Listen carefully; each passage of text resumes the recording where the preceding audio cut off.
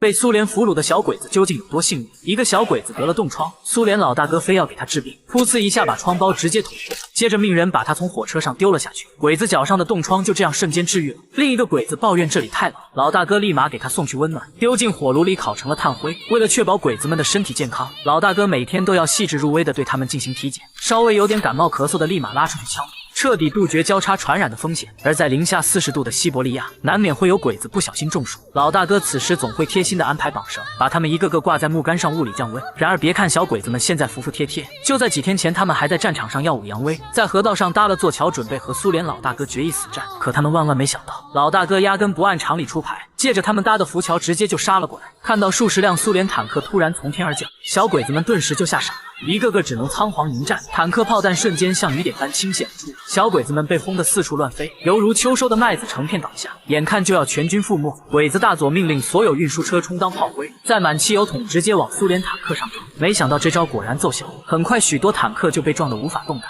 鬼子大佐见状立刻下达了反攻的命令，小鬼子们瞬间像打了鸡血一样开始无脑冲锋。尽管他们死伤惨重，但总算通过人海战术最终冲到了坦克身前，双方随即展开激烈的厮杀。可就在小鬼子以为战场局势发生扭转时，老大哥的第二批坦克部队浩浩荡荡地加入了战场。鬼子大佐顿时感动得热泪盈眶，在无数坦克炮火的攻击下，小鬼子们最终全都被迫开启了飞升模式。当幸存的鬼子们再次醒来时，发现自己已经被带上了开往西伯利亚的火车。为了让受伤的鬼子免于病痛的折磨，苏联老大哥将他们一个不剩全部丢下了山崖。就这样等到了战俘营，原本数十万个鬼子就只剩下了一半，而这些侥幸活下来的鬼子也是生不如死，他们在这里吃猪食睡狗窝，每天不但要忍受着饥寒交迫，还要24小时不间断地帮老大哥生产抗日物资，简直是杀人又诛心。一个鬼子实在忍受不了饥饿，铤而走险跑到仓库里偷吃食物，结果被老大哥发现，直接送上了绞刑架，让他在阎王那里吃个够。而向来高傲的鬼子大佐也终于按捺不住怒火，当着众人的面斥责苏军违反了日内瓦国际公约。老大哥一听这话差点笑出了声，且不说老子根本没加入过这个什么狗屁公约，就你们这帮畜生在中国干的那些事，怎么还有脸在这叫嚣放屁？经过老大哥一番耐心细致的沟通和讲解，鬼子大佐终于乖乖闭上了嘴，